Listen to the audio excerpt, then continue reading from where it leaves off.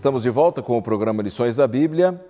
A gente quer, nesse começo de bloco, oferecer para você a oportunidade de estudar a Palavra de Deus com a Novo Tempo. E o curso bíblico que estamos oferecendo gratuitamente aqui no programa é o curso bíblico da série Princípios. Eu estou mostrando para você aí em sua tela. Você pode ter acesso a um conteúdo extraordinário, muito sistematizado, organizado por temas, e você vai poder ter uma visão geral da Palavra de Deus e você tenho certeza, você vai gostar muito, tá? Nós vamos enviar esse material para sua casa sem nenhum custo, então pode ligar para a gente, o telefone está em sua tela, 0 operadora 12 21 27 31 21, e através desse telefone, horário comercial, você vai poder falar com um de nossos atendentes da Escola Bíblica e eles vão poder marcar os seus dados e enviar para você. Sem nenhum custo, pode ficar tranquilo. Ou então pela internet, pelo blog do programa, novotempo.com/lições da Bíblia, você poderá clicar exatamente nesta imagem que vai aparecer para você e aí você vai poder preencher o seu cadastro e solicitar o seu curso bíblico. Nós estamos estudando hoje aqui no programa o Juízo sobre Babilônia com os pastores Jean Paiva e Vanderlei Dornelles, amigos pastores que visitam o programa, conversando com você, telespectador, a respeito desse tema profundo, importante do Apocalipse, sem você se assustar, entendendo que o Apocalipse tem muitos símbolos, muitas metáforas, e é importante a gente entender os símbolos, entender esses sistemas, para termos um posicionamento pessoal ao lado de Deus, se esse for o seu desejo, ao lado da verdade de Deus. Estávamos conversando, Vanderlei, e eu precisei te interromper para chamar um intervalo. Mas, por favor, dê continuidade àquela visão que eu estava tendo, explicando aí a questão da prostituta, sua identidade, etc. Pois não, então a prostituta como uma metáfora no Apocalipse, né? Esse é o foco do estudo aqui em Apocalipse 17 e 18. Uhum. De modo geral, as pessoas relacionam então a meretriz com o sistema religioso medieval, que impôs um regime de intolerância em quase toda a Europa, né, durante o período da Idade Média. Porém, esta é uma visão que pode se tornar restritiva ou limitadora acerca da metáfora, porque o texto diz assim, no capítulo 17, verso 6, né, diz que a mulher está embriagada com o sangue dos santos e com o sangue das testemunhas de Jesus. Ou seja, aqui tem um conceito de martírio. Depois, no capítulo 18, versículo 20, diz que ela é culpada do sangue de santos, apóstolos e profetas. O mesmo repete depois no capítulo 18, verso 20.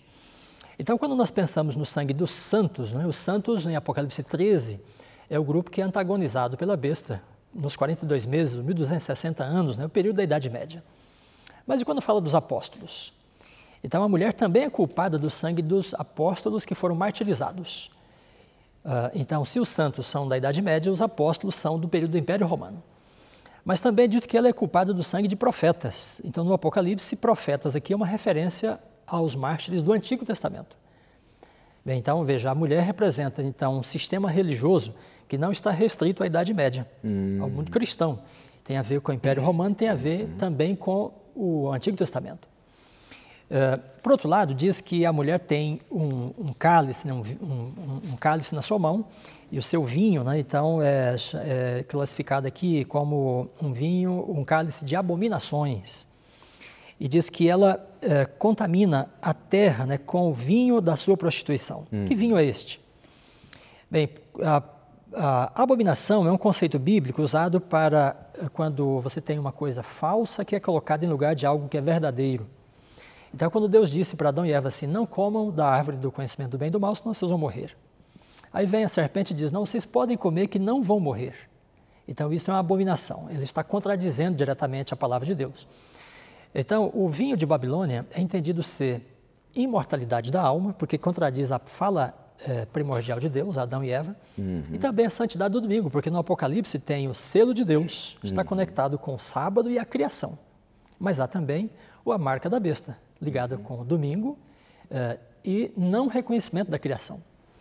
Bem, então, imortalidade da alma e adoração do sol, santidade do domingo, né, isso é recente na cultura ocidental do mundo. Não, isso vai até o Egito, né? Os egípcios já eram adeptos da crença do conceito, né, da imortalidade da alma e também da divindade do sol.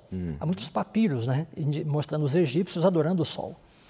Então, o que eu quero dizer é que, no contexto do Egito, já havia esse vinho de Babilônia, porque ali estava uma religião perversa que influencia o império egípcio, né, contra aqueles que mantêm ou preservam a palavra de Deus ou a lei de Deus.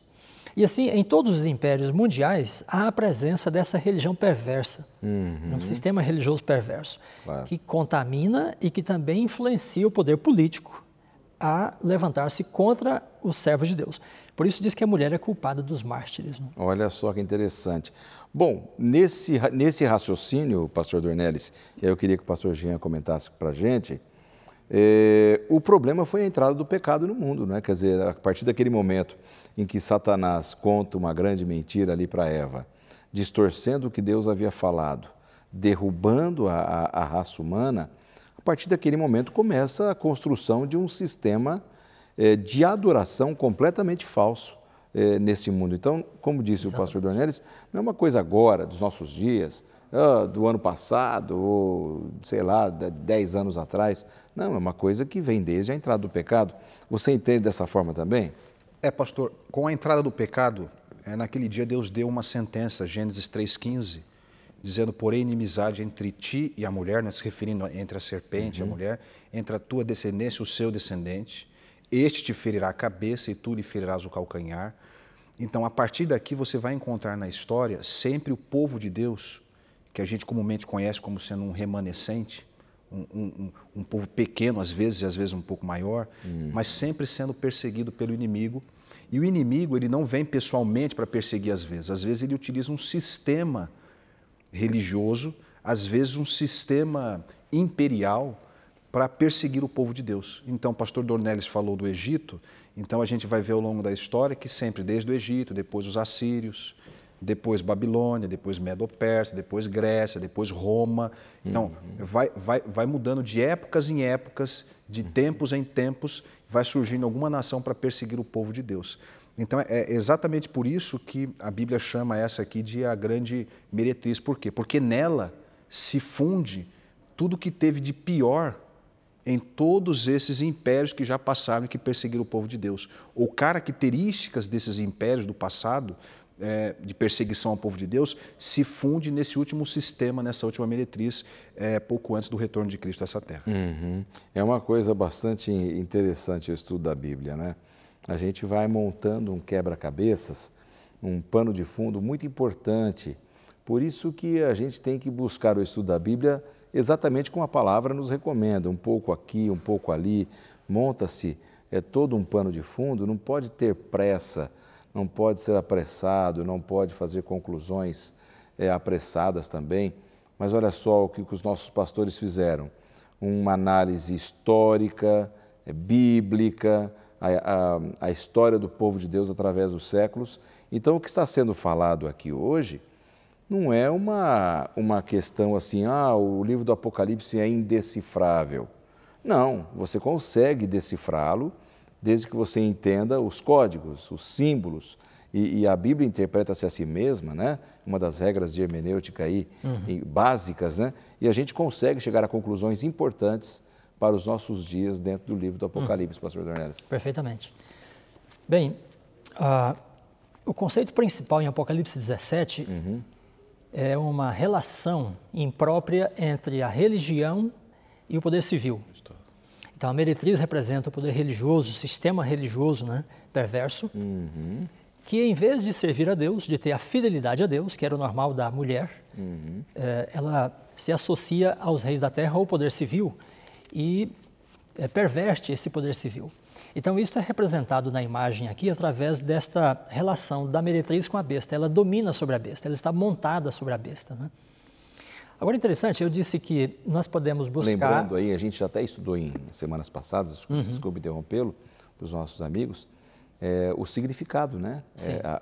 A palavra besta, ela tem um significado específico, assim como águas também tem um significado específico. Água significa povos, a mulher, igreja, e besta é aí um poder importante sobre o qual a mulher está assentada, né? Então, nós precisamos de uma espécie de dicionário para ler o Apocalipse. Né? Pois é.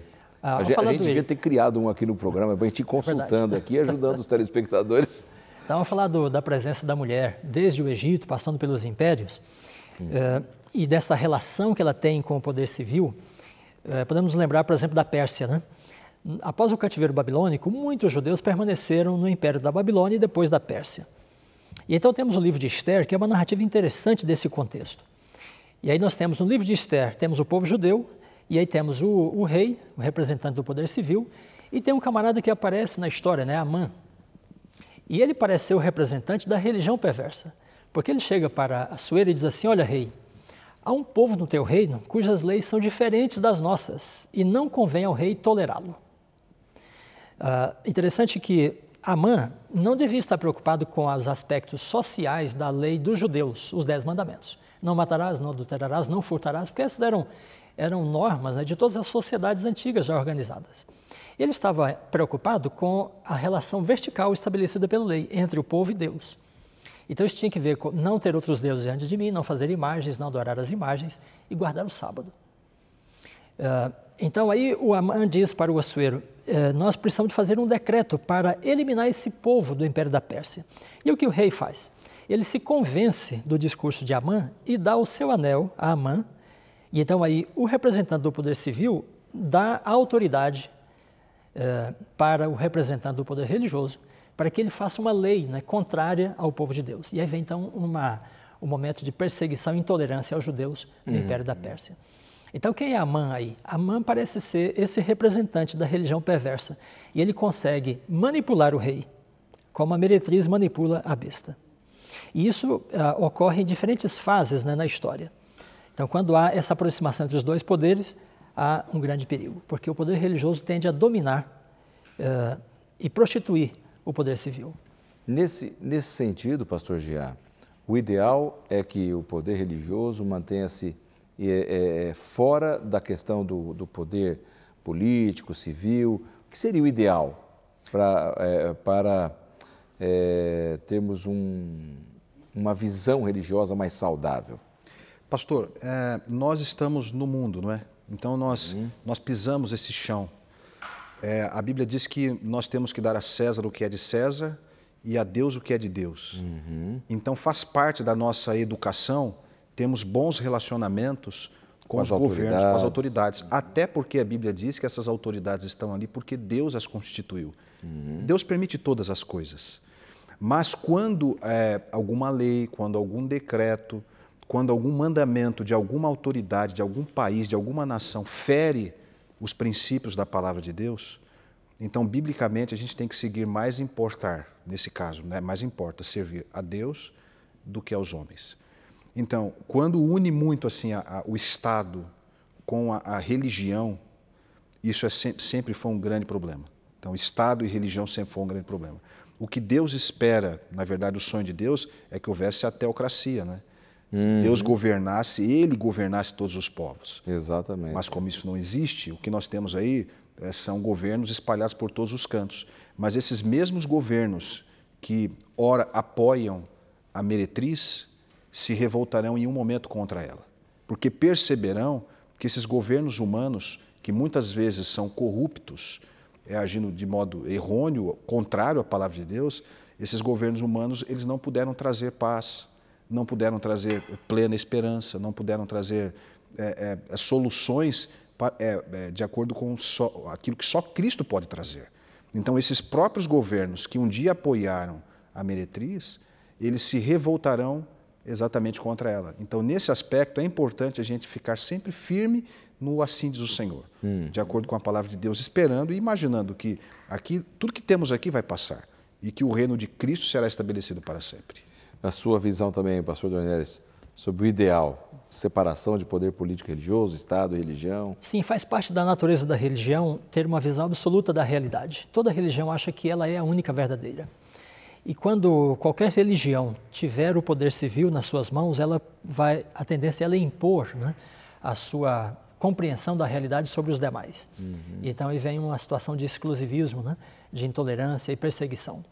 Isso também acontece quando o Estado é um Estado autoritário absolutista, porque aí esse Estado também assume, né, a característica de uma religião, como o Estado comunista, como o Estado de Hitler, né? E então aí há aquela visão da realidade como se ela fosse a única possível e correta, e a tendência do poder civil é impor esta visão.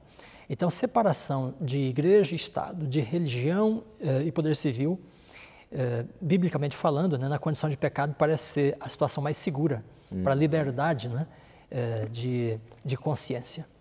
Perfeito, perfeito. Bem explicado aqui pelos nossos amigos. Nós vamos para mais um rápido intervalo e a gente volta em 2 minutos.